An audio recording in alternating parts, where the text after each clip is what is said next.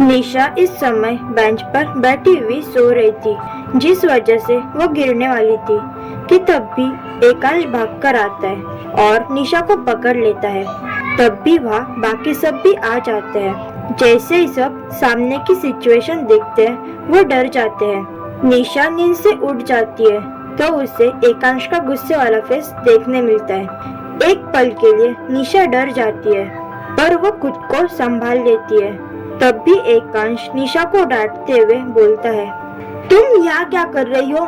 मैंने तुम्हें सबके साथ रहने को कहा था और तुम बेंच पर बैठी कैसे?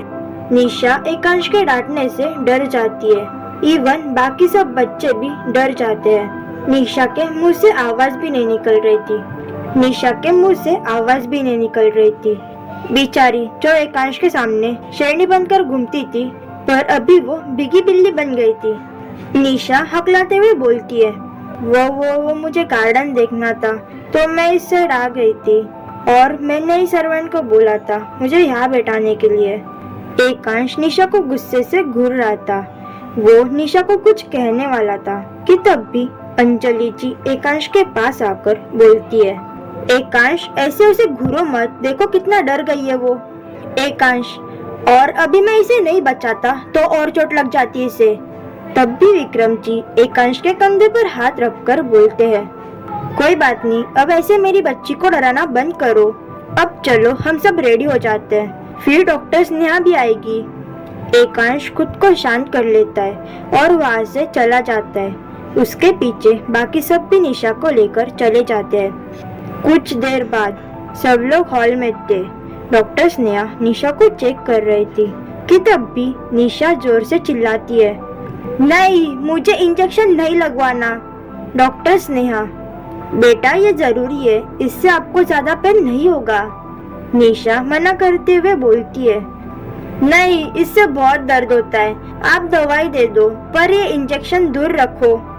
वेदिका जी निशा से बोलती है, निशा चुपचाप इंजेक्शन लगा लो, तुम्हारे अच्छे के लिए ही है। आंटी आप इसकी एक बात भी मत सुनो, आप इंजेक्शन लगाओ, मैं इसे पकड़ता हूँ। इतना बोलकर वो निशा को पकड़ लेता है। डॉक्टर स्नेहा हाँ बोलकर निशा को इंजेक्शन लगाने जाती है। निशा इंजेक्शन के डर से एक कान से चिपक जाती है। डॉक्टर स्नेहा निशा को इंजेक्शन लगा देती है और इसी के साथ निशा जोर से चिल्लाती है। उसके आंखों से आंसू बह रहे थे। एकांश निशा को दूर करके उसके आंसू पोंछता है। तब भी डॉक्टर स्नेहा बोलती है, इसके हाथ और पैर के प्लास्टर को चेंज करना पड़ेगा। एकांश हाँ बोलकर निशा के पास बैठ जाता है और डॉक्टर स्नेहा नर्स की हेल्प से प्लास्टर चेंज करने लगती है। प्लास्टर निकालने के बाद निशा उसके हाथों को देखती है तो वो पूरा सूज गया था। निशा डॉक्टर स्नेहा से बोलती है, आंटी मुझे बहुत पेन हो रहा है और ये हाथ भी देखो, हाथ ही कितना फूल गया है। डॉक्टर स्नेहा निशा को समझाते हुए कहती है, निशा बेटा ऐसे ही होता है, तुम टेंशन मत लो, तुम जल्दी ठीक हो जाओगी। इसके साथ डॉक्टर स्नेहा प्लास्टर चेंज कर देती है। तब भी अनिरुद्ध, अरवी और अनुष्का मारकर लेकर आते हैं। अनिरुद्ध निशा से बोलता है, मिस ब्यूटीफुल, हम इस पर कुछ लिखना चाहते हैं। निशा कुछ बोलने वाली थी कि तब भी एकांश बोलता है, बिल्कुल नहीं।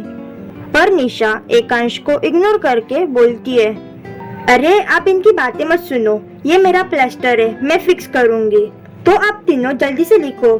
एकांश निशा को घूरने लगता है पर निशा एकांश को इग्नोर कर देती है। 10 दिन बाद, इस 10 दिन में सबने निशा का बहुत अच्छे से ख्याल रखा था। सबसे ज्यादा ख्याल तो एकांश ने रखा था। उसकी दवाई से लेकर उसके खाने तक एकांश बहुत स्ट्रिक्ट था। एकांश निशा को तंग भी करता था और कभी कभार एकांश निशा को ही सुलाया करता था। एकांश के इस स्वीट बिहेवियर से सब खुश थे, पर अभी भी निशा एकांश से नाराज थी। इसके साथ ही अनुष्का भी सिंघानिया फैमिली का पार्ट बन गई थी। अब हमारी कहानी में आगे बढ़ते हैं। सब लोग हॉल में बैठकर बातें कर रहे थे। तब भी वहाँ एकांश निशा को लेकर आता है। तब भी विक्रम जी बोलते हैं, गणपति बाप्पा आने वाले हैं तो उनके आगमन की तैयारी करनी है। सारे बच्चे ये सुनकर खुश हो जाते हैं। निशा बोलती है, वाह, मतलब इस साल हम बहुत एंजॉय करेंगे। विक्रम जी बोलते हैं, हाँ बेटा, इस साल तो दोनों फैमिली एक साथ है तो दुगना मजा आएगा। और आपको पता है, हम सब मिलकर गणेश जी की मूर्ति अपने हाथों से बनाते हैं और साथ ही हम सारा डेकोरेशन मिलकर करते हैं। निशा खुश होकर, वाह, फिर कब से तैयारी करनी है? विक्रम जी बोलते हैं, कल से। सब खुश हो जाते हैं और अपने काम पर चले जाते हैं।